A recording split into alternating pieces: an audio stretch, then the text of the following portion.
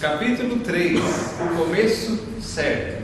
Inclusive, o começo, porque é fundamental, é a base do que nós vamos estudar hoje. O que é o assunto do começo certo?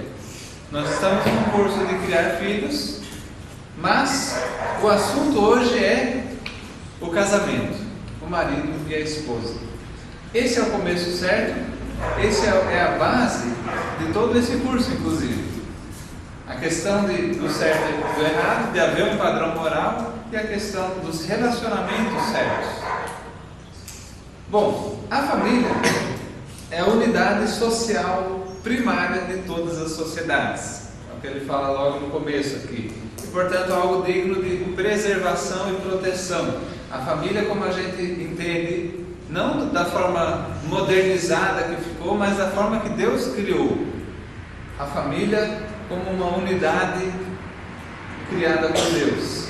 Então hoje nós vamos olhar um pouco, quem está com a Bíblia aí, nós já vamos abrindo em Gênesis, bem no comecinho, porque nós vamos estudar como que foi que Deus criou a família, e a partir disso nós podemos aprender vários princípios fundamentais do relacionamento marido e mulher e, portanto, da criação dos filhos. Já já a gente vai entrar em Gênesis, no capítulo 2, quando fala disso. Mas eu queria só começar falando o seguinte: há dois males que ameaçam uma paternidade bem-sucedida e destroem a família hoje em dia. Dois males. Um deles é a minimização do significado do relacionamento marido e mulher. Minimização no sentido assim de tornar mínimo, fazer como se não fosse importante. É ou não é importante a relação do marido e da esposa na criação dos filhos? Sem dúvida alguma. Sem dúvida alguma, ele é importantíssimo. Então, esse é um erro muito grave, fazer como se não fosse importante. E o segundo erro grave é cair na armadilha da paternidade centralizada na criança. A criança sendo o foco, o centro de tudo. Isso é uma grande armadilha, porque Deus não criou a família dessa forma. Deus não criou uma família que tivesse como centro de tudo a criança. Ele criou a família de outra forma. Então essas duas coisas ameaçam a saúde de uma família e também a saúde da criação de filhos. Quantos pais tentam e se esforçam para criar os filhos, mas cometem erros nessas duas coisas, e mesmo assim com vários princípios bons, eles chegam num ponto de desespero, num ponto em que a família está no caos, eles não sabem o que fazer. Então é a questão de deixar como secundário algo primário, algo que é de maior importância. Uma coisa que eu queria falar, que é muito importante sobre todo esse curso, mas também para a vida. Deus, Ele criou todas as coisas com vários... É como se fosse um programinha pré-criado. Se você aperta na opção certa, você é abençoado, vamos falar assim. Você se dá bem. Se você usa a opção errada, você se dá mal. É pré-programado. É como se Deus não precisasse chegar e criar uma consequência naquele momento. As consequências já estão criadas. O que eu estou dizendo? Em palavras claras, Deus pré-programou todos os fatores para o sucesso, da paternidade, da família. Ele já criou todos os fatores ali pré-programados. E daí, se você anda nesses fatores, se você, por exemplo, viola os princípios, então é automático a sua perda das bênçãos. Mas se você anda nos princípios, também é automática a bênção que segue andar nos princípios. Isso é uma coisa básica da vida. Se você obedece a Deus, não é óbvio, não é lógico, não é uma coisa que segue naturalmente que a bênção de Deus vai estar com você. Você obedeceu aquilo que Ele disse, é assim, faça assim. E também não é lógico que a gente vai sofrer a consequência e vai doer se a gente desobedecer os princípios de Deus. Então, Vamos começar, com o que é a família. O que é uma família? Junta 2, 3 pessoas, bota numa casa, é uma família? Não necessariamente. O que é uma família da forma que Deus criou? Só para comentar, existem aquilo que a gente chama de família primária e família secundária. Sim. Família primária seria o marido e a esposa, os filhos e só. A família que mora numa casa, na maioria das ocasiões, Mas existe ali nessa família primária o relacionamento entre marido e esposa, existe o relacionamento entre pai e filhos, e existe o relacionamento, em alguns casos, de irmão para irmão. São esses os 3 relacionamentos básicos de uma família primária. E daí a família secundária é o que expande, tem toda a parentela e tal, os tios, tias, os primos, os avós, e daí existem mais tipos diferentes de relacionamentos. Hoje nós vamos ver com bastante cuidado o que é a família primária, como que forma, o que é o começo de uma família primária. Uma coisa que é importante saber para os pais é que o seu papel de pai, ele não vai ter tanto efeito na vida do seu filho quanto o seu papel de marido. Olha que interessante. Entre você e o seu filho existe um relacionamento de vocês dois. Você é o pai e ele é o filho. E você tem um papel para com ele, o papel de pai. Sim. Mas a forma que você exerce um outro papel que não é relacionado a esse relacionamento, pai e filho, ou seja, o seu papel de marido ou de esposa, esse papel, ele tem um efeito muito maior, muito mais direto na vida do seu filho do que o próprio papel de pai ou de mãe. O que você é como marido ou mulher vai determinar como que vai ser a sua família toda. Certo?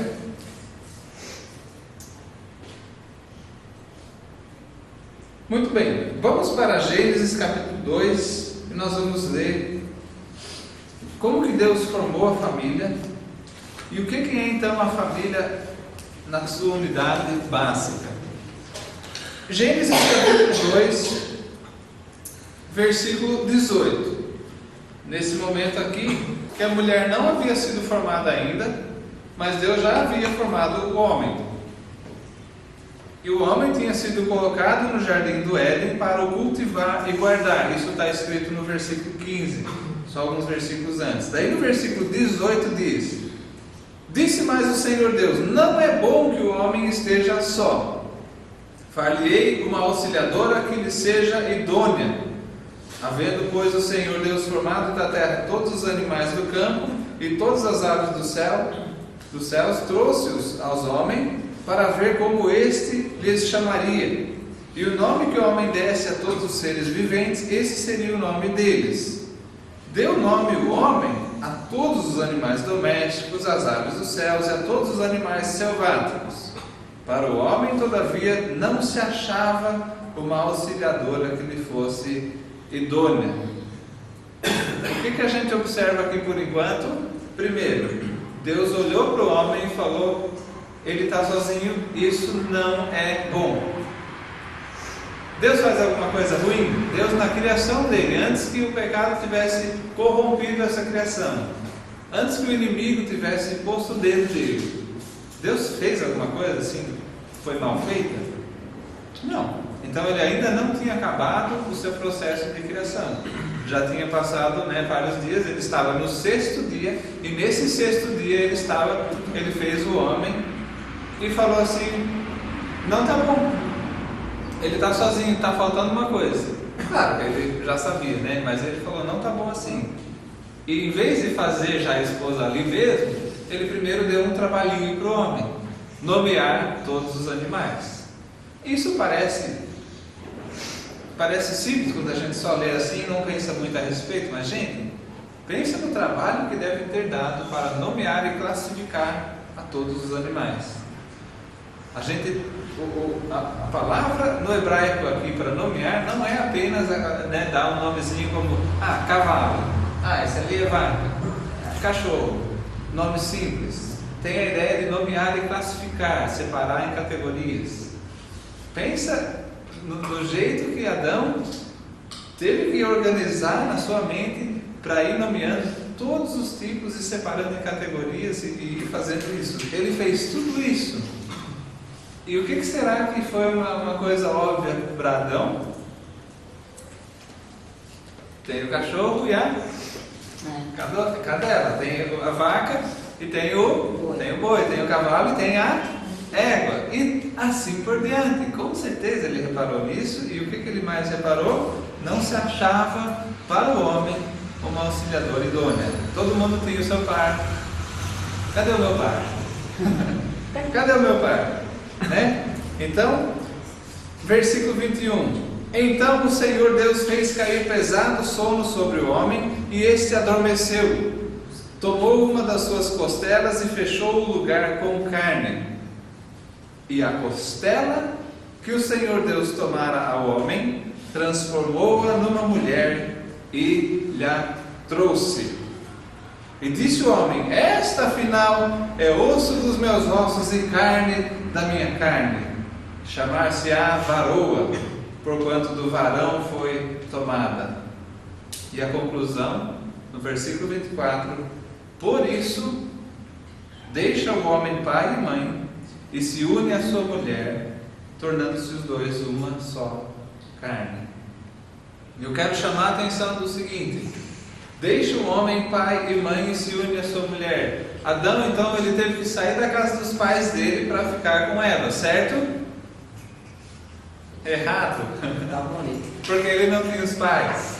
É isso que eu queria chamar a atenção. Esse versículo foi escrito muito tempo depois, é óbvio, pelo escritor aqui, e ele está chamando a atenção de como que é o casamento baseado nesse primeiro casamento. O casamento atual é do jeito que é por causa desse primeiro casamento. A forma como Deus criou o homem e a mulher no começo determina como até hoje é para ser o casamento do homem e da mulher. Então o que a gente pode reparar aqui? Algumas coisas básicas. Adão e Eva, não Adão e Ivo, né? Um homem, uma mulher, os dois unidos por Deus. Deus fez a mulher, e aqui diz que Ele trouxe a mulher. Ele não fez ela ali, Ele fez em outro lugar e trouxe para Adão. É como se Deus fosse o pai, trazendo então a filha, né, para entregar para o marido dela. Ele trouxe ela, e esse foi o primeiro casamento. E daí no versículo 24 diz: por isso deixa o homem pai e mãe. Quando há o casamento, uma unidade familiar que existia antes, ela é desfeita, em parte, claro, para formar uma nova unidade familiar. Olha que interessante isso. Uma nova unidade é formada. Por quê? Porque o homem, ele deixa o pai, ele deixa a mãe. A família anterior, ela continua sendo uma família, mas ele já não faz parte dessa família.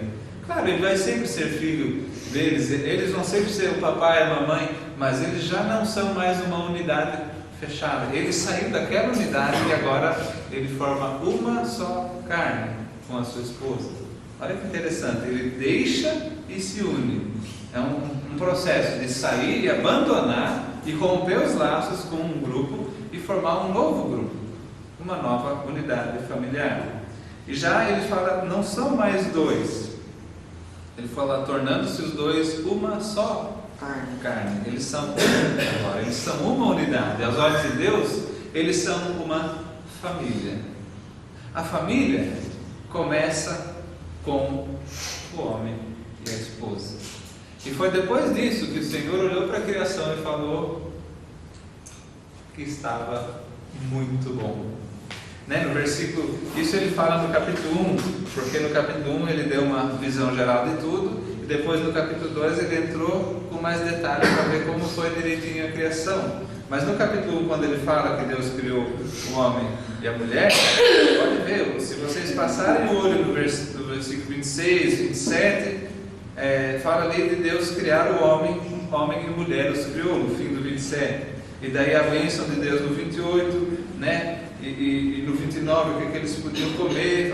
Come isso aqui, come isso ali, E no versículo 31, a conclusão final: viu Deus tudo quanto fizera, e eis que era muito bom.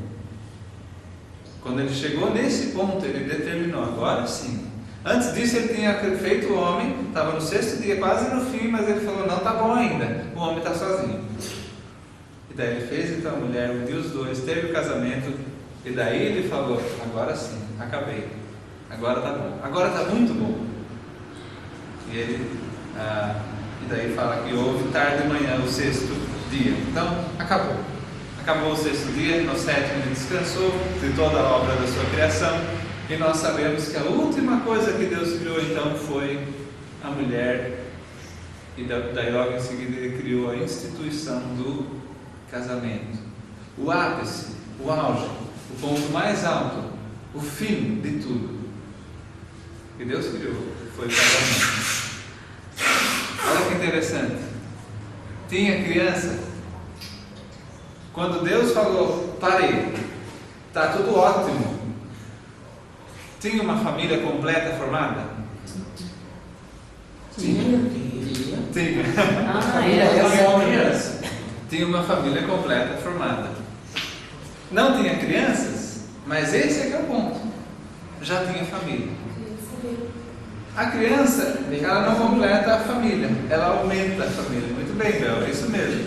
Ela aumenta, ela acrescenta, mas a família já está formada quando o casal está unido perante Deus. Então, quando eles se casam, já tem família. Eles já deixaram o pai e a mãe, deveriam pelo menos, né, ter rompido ali os laços, não ser mais dependentes dos pais, e um cuida do outro, um depende do outro. Aqui fala: um se une ao outro. E no nosso texto, eu acho tão interessante como o autor, ele entra em detalhes de como que o homem, quando Deus falou que ele estava só, ele não estava só assim, somente no sentido numérico, era um só, então fisicamente ele estava sozinho, ele estava sozinho emocionalmente. Deixa eu fazer um desenho no quadro que eu acho que exemplifica isso. Existia Deus, certo? Deus fez então o homem. E tinha todos os animais também. Deus criou os animais antes disso, né? Então nós temos aqui os animais. Agora a pergunta: depois que já tinha Deus os homens, o homem e os animais, Deus falou: o homem está só. Como assim? O homem estava com Deus, não estava só. Tinha um monte de animais lá, não estava sozinho. Mas no sentido, o que Deus está falando é que no sentido do homem, de alguém paralelo a ele estava só. O relacionamento do homem para com Deus é de Deus como Criador, o homem inferior a Deus. O relacionamento do homem para com os animais, apesar do que se diz muito hoje em dia, ele também é um relacionamento de superioridade. O homem é superior aos animais, tanto que ali em Gênesis 1, Deus falou para o homem: domine sobre tudo. Eu dei uma resumida no versículo, mas ele fala: domine sobre todos os animais. Então o homem exercia domínio, ele tinha o senhorio, ele cuidava então dos animais.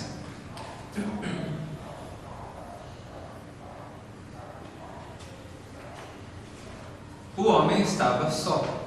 No nível dele, do homem, igual a si, não tinha nenhum. E é isso que Deus quis dizer. Então Deus criou a mulher.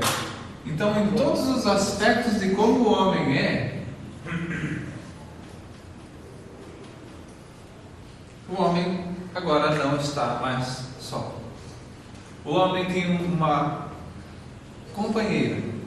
O homem estava sozinho fisicamente, agora não está mais. Ele estava sozinho emocionalmente, não está mais. E espiritualmente, não está mais. A mulher, do jeito que Deus criou a mulher, a intenção de Deus era de que um completasse o outro. E foi isso que Deus fez então, quando criou a mulher. Um completa o outro. Assim é que nós entendemos como que diz aqui: não é bom que o homem esteja só, far-lhe-ei uma auxiliadora que lhe seja idônea. Eu vou fazer então uma auxiliadora, uma ajudante idônea.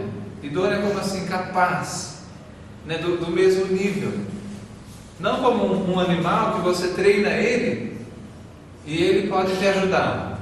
Existem animais que nos ajudam, nos são auxiliadores. O cavalo, você treina ele, joga a rédea nele e você joga uma carroça nele, você guia ele, você manda ele andar, manda ele parar, manda ele virar à direita, manda ele virar à esquerda.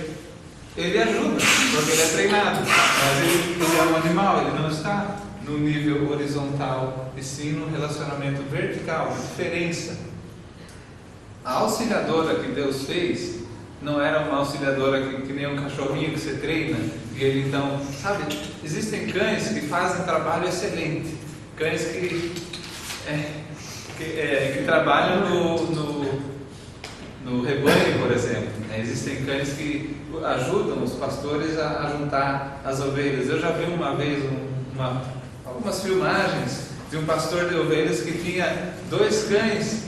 Não, ele tinha um cachorro só. Olha só o que ele fazia. Ele tinha treinado o cachorro a obedecer os assobios dele. Se ele assobiasse de um jeito, era para virar para a direita. Se ele assobiasse do outro, era verdade, ele viraria para a esquerda. Então, com os assobios, o pastor ficava ali parado, né, ficando gordo, enquanto o cachorro fazia todo o trabalho. Ele assobiava, o cachorro corria por aqui, corria por ali, e ia latindo, e o rebanho ia ficando junto, ia sendo conduzido aonde o pastor queria. Mas isso é um auxiliador idôneo, capaz? Não. A única coisa que o cachorro entende é 2 tipos de assobio. Com as pessoas nós podemos conversar plenamente, não é verdade? Sim. O homem pode conversar com a mulher e a mulher com o homem de igual para igual, se compreender em nível muito mais profundo.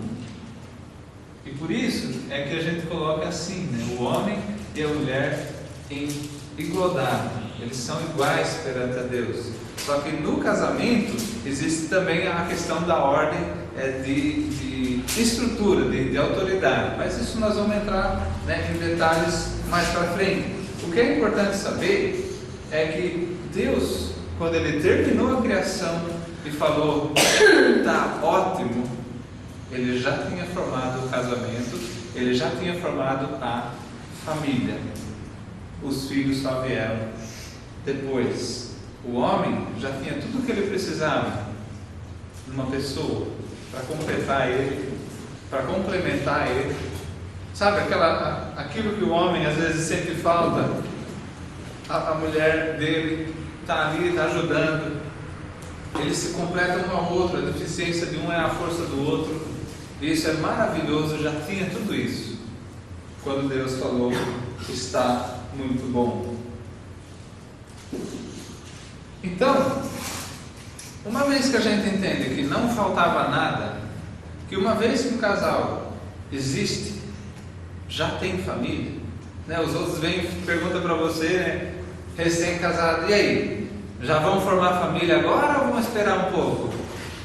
Não, nós já somos uma família. É o que eles querem dizer, se você vai aumentar a família ou não, mas já não falta mais nada. Isso serve de base para que a gente veja vários princípios. Princípios que servem para guiar a nossa família. Então, qual que é o princípio número 1? Princípio número 1. Deus criou o relacionamento marido e mulher como sendo o primeiro relacionamento social estabelecido na face da terra. É engraçado, a gente às vezes não entende isso, porque quando eu nasci, quando você nasceu, quem que tinha? Tinha o papai, tinha a mamãe. Já existia, então, o primeiro relacionamento para mim e para você já era esse relacionamento de filho para pai. Mas o primeiro que Deus criou não foi esse. Deus criou o homem e a mulher. O relacionamento marital foi o primeiro relacionamento que Deus criou. Então, ele é o relacionamento prioritário. Ele é o relacionamento mais importante na face da terra. todos os outros relacionamentos, tipo pai, filho, mãe, filha, irmão, irmã, tudo isso veio depois. O relacionamento marido e esposa é o relacionamento primário e prioritário aos olhos de Deus. Isso, claro, entre nós homens. Nós entendemos que aqui, nessa escala aqui, o relacionamento do homem com o seu Deus vem em primeiro lugar, lógico. Mas isso já estava como uma base, a gente já sabe disso, então por isso que a gente fala, né, que nos relacionamentos humanos, o homem e sua esposa é o relacionamento número 1. Esse é o primeiro princípio. O segundo princípio é que o relacionamento marido e mulher é primário na rede de relacionamentos dependentes. Claro, uma coisa segue a outra, é lógico, né? Ou seja, todos os outros relacionamentos que nós temos, um relacionamento do pai com o filho, por exemplo, onde o filho depende do pai, esse relacionamento é secundário. O primário é o relacionamento marido e esposa. Vou falar uma coisa que agora é importante prestar atenção, porque isso aqui é uma essência do nosso curso. A segurança básica de uma criança, o sentimento dela de se sentir segura nesse mundo, ele vem na sua maioria do relacionamento dos pais. Não do seu relacionamento com o pai ou com a mãe, mas do relacionamento entre os pais. Porque ele nasce nesse mundo e o mundo dele é o pai e a mãe. Certo? Ele é um neném. Toda a sua vida, todos os seus sentimentos são baseados, né, em como o mundo dele está. E se os pais estão brigando, não adianta, né, o pai brigar com a esposa assim, dar aquele xingo e depois vir assim falar palavras suaves para a criança. Ela não vai se sentir segura, não vai se sentir bem, só porque o pai está tratando a criança bem, porque ele está maltratando uma parte fundamental do mundo dessa criança, que é a mamãe. Então, o relacionamento do marido e da esposa, ele é principal nessa rede de outros relacionamentos que dependem dele. Os outros relacionamentos dependem do casal e, portanto, o casal deve ter prioridade no seu próprio relacionamento. O princípio número 3 segue na lógica. O relacionamento marido-mulher deve ser visto como o relacionamento prioritário da família.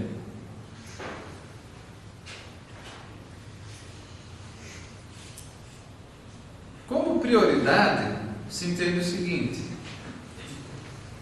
você passa a mensagem para o seu filho de que é mais importante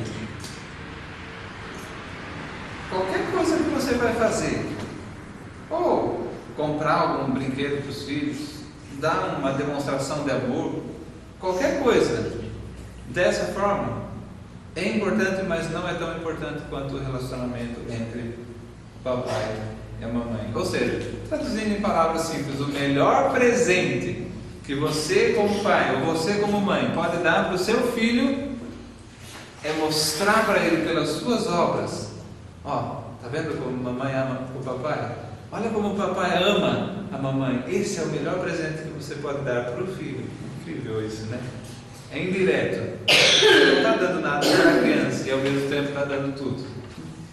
Qualquer outra coisa que você deixar de lado o relacionamento prioritário, mas encher de atenção, de carinho, de presente a criança, ainda assim ela vai estar vazia, carente, triste, e daí surgem vários problemas que eu não quero entrar em detalhes, mas já existem, né, vários problemas, vários distúrbios de crianças por causa disso.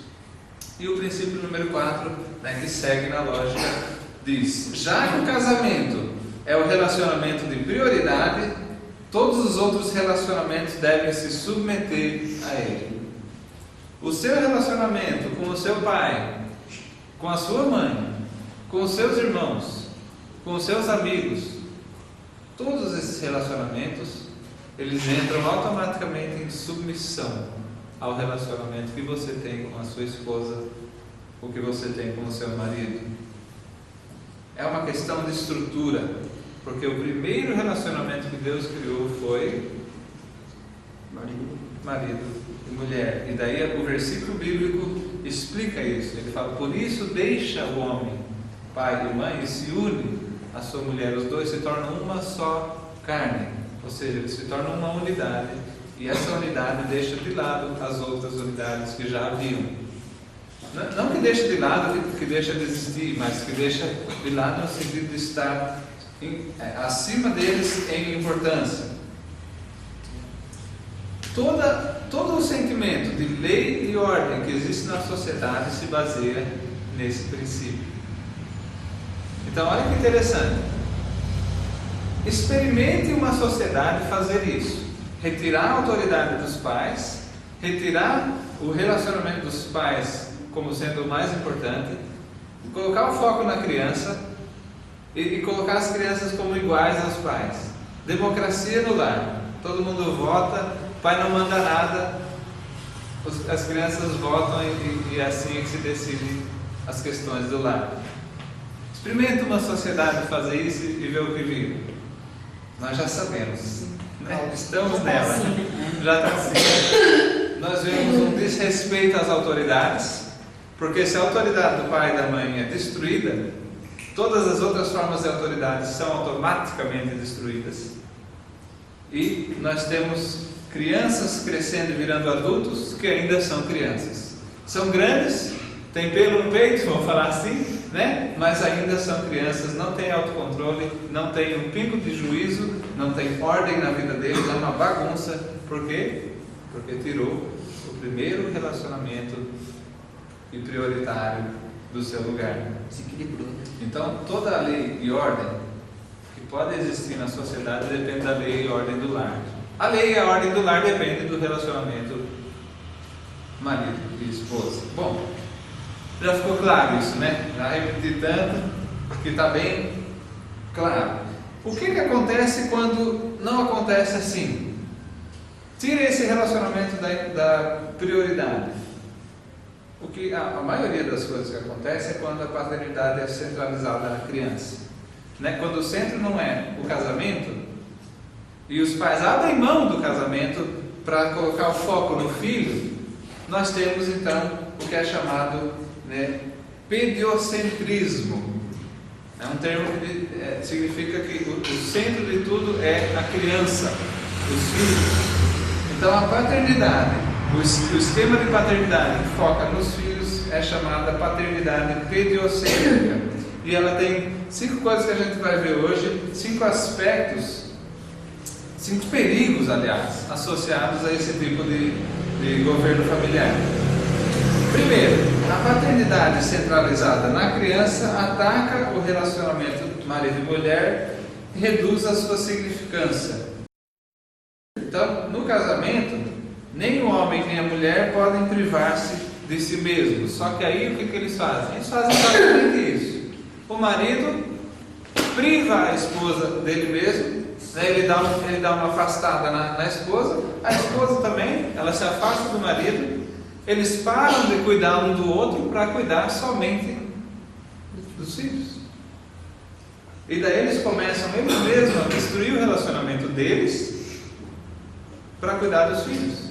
O que eles estão fazendo? Destruindo o filho. Fala. Interromper. Os pais abandonam os filhos e a mãe centraliza nos filhos e esquece o marido. Por sua vez, o marido, ao invés de tentar resolver essa distância, procurar uma ajuda, eles vão para o bar, eles vão para outra coisa. Então fica a mãe ali centralizada nos filhos, porque o pai também não quer mais centralizar nem na esposa, nem nos filhos. E a mãe fica ali com... É mesmo, moço. É bem isso que dizer. Muitas vezes, o que acontece hoje, não é todo mundo, mas muitas vezes a notícia de estou grávida, Nossa, significa uma mensagem automática da esposa e significa outra mensagem do marido. Quando a esposa fala eu estou grávida, também significa prepare-se para ser abandonado. Se vira, eu vou cuidar da criança, você está na mão. Muitas vezes é assim. E o marido, quando a mulher fala estou grávida, para ele significa tchau. Você vai me abandonar? Eu também vou te abandonar. Eu não vou cuidar do filho, eu vou pro bar. Eu vou arrumar alguma outra fuga, né? Mas eu não vou cuidar do relacionamento número 1, que é o relacionamento do casal. Então sim, Rose, é verdade que muitas vezes acontece bem assim. E às vezes também, às vezes inverte ali, a mulher não está nem aí, continua, né, na sua, e o pai, né, ele fica vidrado na criança, ou então os dois ficam vidrados na criança e se esquecem mutuamente. Aí eles colocam toda a sua carência, né, emocional, afetiva, toda a carência de uma pessoa normal que deveria estar sendo satisfeito, né, um pelo outro, ele coloca aquilo tudo na criança. Imagina a pressão que uma criança dessa sofre, a cobrança, né? Bom, de qualquer forma, esse seria um dos grandes perigos aqui que nós estamos vendo da paternidade pediocêntrica. Outro perigo, número 2, ele inverte o processo natural de desenvolvimento moral da criança. Como assim? Ele inverte por quê?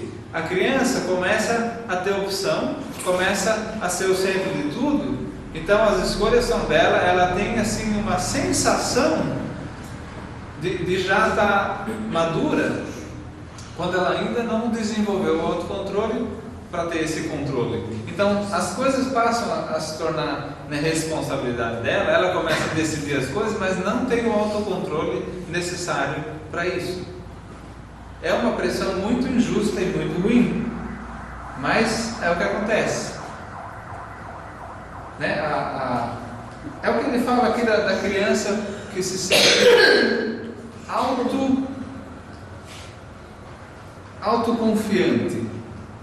O autor usa esse termo. A criança sente uma autoconfiança, mas é uma falsa impressão, porque justamente ele ainda não tem maturidade para estar resolvendo as coisas, escolhendo as coisas, sendo um adulto, porque ele ainda é criança. É óbvio. Outro perigo, a paternidade pediocêntrica encoraja a independência familiar e não o que a gente vai aprender muito nesse curso, a interdependência familiar. Gente, independência familiar significa que cada um na sua se vira e eu busco o que é meu. Eu estou cuidando de mim, você cuida de você.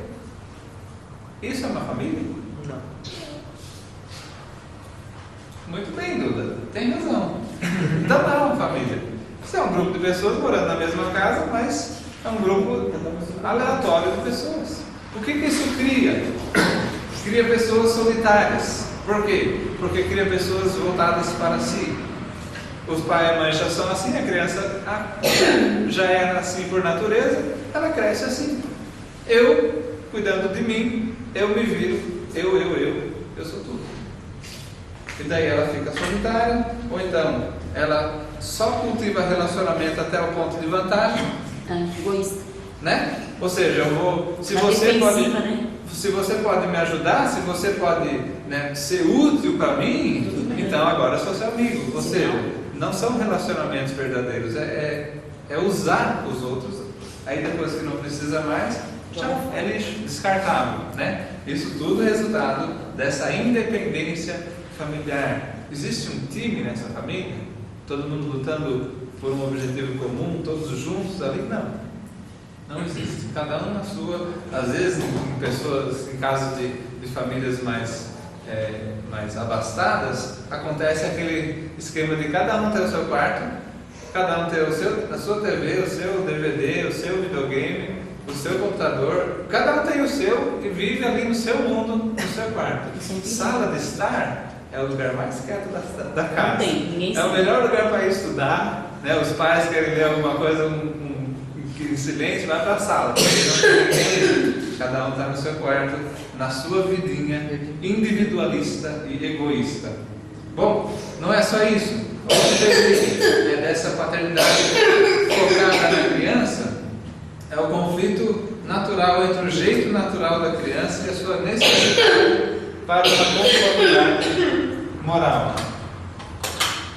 Vamos fazer um desenho aqui no quadro que vai ilustrar isso. né? A criança ela tem uma tendência ao pecado, certo?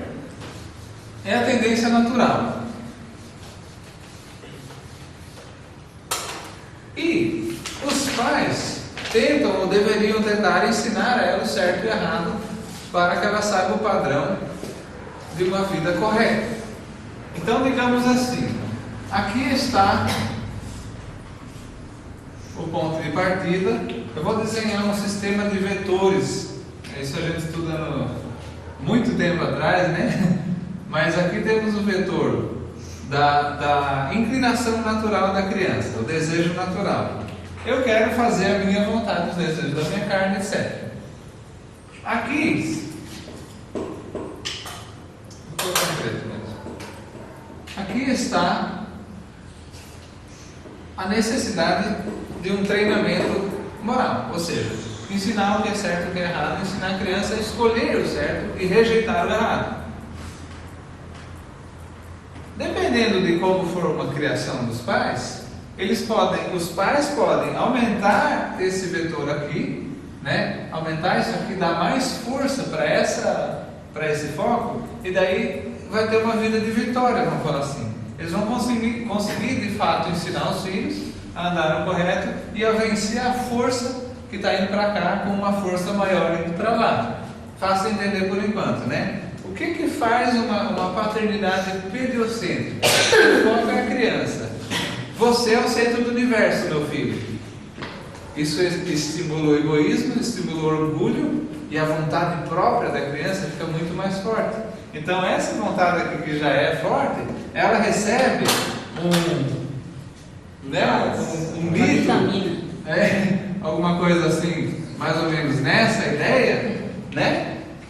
Eles encorajam o lado pecaminoso da criança, e daí isso aqui fica em segundo plano. Daí o que acontece? Vamos supor assim, a criança é o centro do universo. Ela quer fazer uma coisa que está errada. O padrão de certo e errado de Deus indica que aquela atitude, aquele comportamento está errado.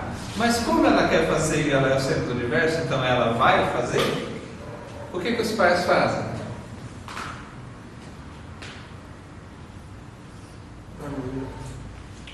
Anulam o padrão de certo e errado, mudam o padrão. Não, isso não é mais errado agora. Então o que é isso aí? É certo. Olha que interessante, é mais fácil, porque se a criança é o centro de tudo, o mais importante então é fazer a vontade dela. Não é importante o que é certo e errado, logo se despreza o que é certo e errado, mesmo sabendo, ou então na sua cabeça você tem que dar um jeito de mudar, para viver consigo mesmo, afinal. Não quero enxergar que está errado, não muda o caminho. Exatamente. Não vai querer enxergar, e daí tem o probleminha da cegueira espiritual, né? Está cegado pelo seu próprio desejo, etc. Então esse é um perigo muito real, né, da criação pediocêntrica. Gente, a criança não é o centro do universo, não treine ela assim, porque agora o quinto tem a ver com o futuro da vida da criança, né? O quinto perigo é que, aliás, aqui ele fala do quinto perigo ser uma coisa bem parecida, ou na verdade na essência, idolatria. Idolatria, gente. Idolatria é um dos pecados mais gravemente condenados na Bíblia. É a abominação, como diz o Senhor.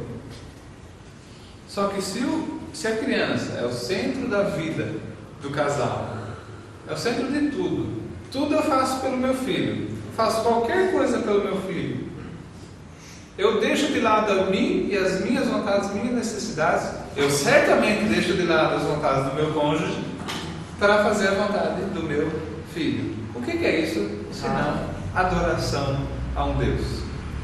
É o Deus verdadeiro? Não. Ele está adorando a criatura em vez do Criador. Aliás, a sua própria criatura, de certa forma. É ridículo isso, mas é um perigo muito grave.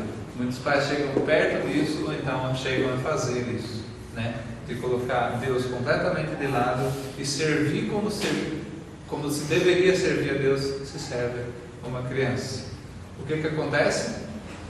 Essa criança vira adulta e de repente tem a surpresa, a maior surpresa da vida.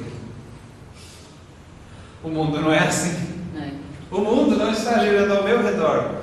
Nossa, que estranho isso! Meus pais sempre fizeram tudo o que eu queria. Como assim meu patrão não vai fazer o que eu quero? Como assim meu professor não vai fazer o que eu quero? Como assim todos não fazem o que eu quero? Ele bate assim de cara com uma realidade tão cruel, tão dura. E a gente descobre que a crueldade não é do mundo, a crueldade não é das outras pessoas que não fazem o que ele quer, a crueldade foi dos pais, que criou uma realidade falsa e não preparou ele para a verdadeira realidade, não preparou ele para a vida. E mais do que isso, os pais não prepararam ele para dobrar o joelho diante de Deus. E a Bíblia diz que todo joelho se dobrará. Nós dobramos o nosso joelho voluntariamente, aqueles que cremos, né? Então essa é uma grande sabedoria da nossa parte, de aceitar a vontade de Deus e falar sim, Senhor, e aceitar Ele como nosso Senhor, como aquele que é o nosso dono, como aquele que é o nosso mestre, e dobrar o joelho voluntariamente. Mas haverá o dia em que aqueles que foram treinados a não dobrar o joelho, ou seja, a serem egoístas e se considerarem o centro de tudo, eles vão um dia reconhecer que Deus é o centro de tudo, só que aí vai ser tarde demais.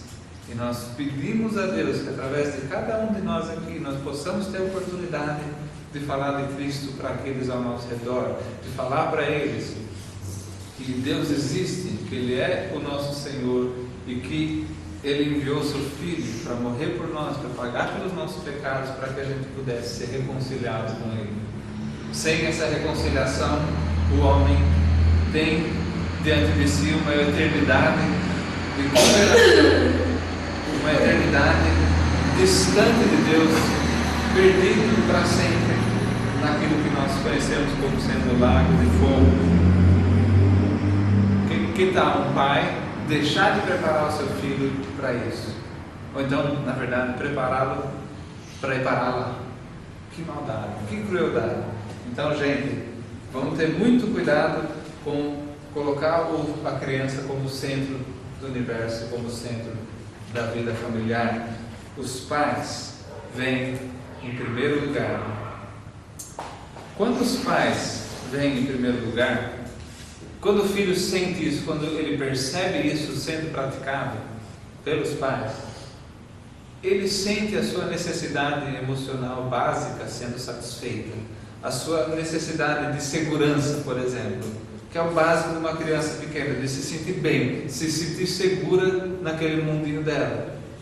Ela se sente bem quando os pais cuidam um do outro, quando os pais dão prioridade ao seu relacionamento de casal e não deixam outros relacionamentos passarem na frente e serem mais importantes.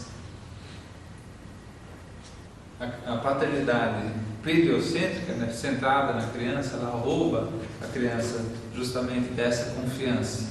Ela não tem como ter confiança que os pais se amam, porque eles amam a criança mais do que eles amam um ao outro. Já a criança que é criada por pais que colocam como número um o seu relacionamento, essa criança às vezes é deixada de lado. Olha que interessante, curioso isso. O pai fala: filho, agora não, fica quietinho aí que agora eu vou conversar com a mamãe. A mamãe é mais importante, eu preciso conversar com a mamãe. E às vezes pode parecer maldoso, cruel, mas isso é um ato tão profundo de amor. A criança, ela sai, ela entende, ela sente esse amor dos pais, sai satisfeita. E ela fica satisfeita mesmo que não recebeu o que ela queria. É a sua natureza de querer atenção para si, ela não recebeu, não foi satisfeita essa sua carência, mas mesmo assim ela fica satisfeita no seu coração, porque o mundo dela está estável. Papai ama mamãe, mamãe ama papai. Imagina viver na beira do colapso, todo dia com medo. A criança aprende com 5 anos de idade o que é divórcio. Olha que, né? Que crueldade. Imagina viver assim. Bom, como que a gente pode então colocar isso em prática? Nós falamos tanto sobre os pais considerarem o seu relacionamento de marido e esposa número 1. O que nós podemos fazer para cultivar isso? Primeiro, a vida não para quando tem filhos. Às vezes o ritmo muda, mas não parou. Então, os pais precisam lembrar que antes de ele ser um pai, antes de ela ser uma mãe, ele era um irmão, ela era uma filha, né? Eles tinham outros relacionamentos já, que existiam.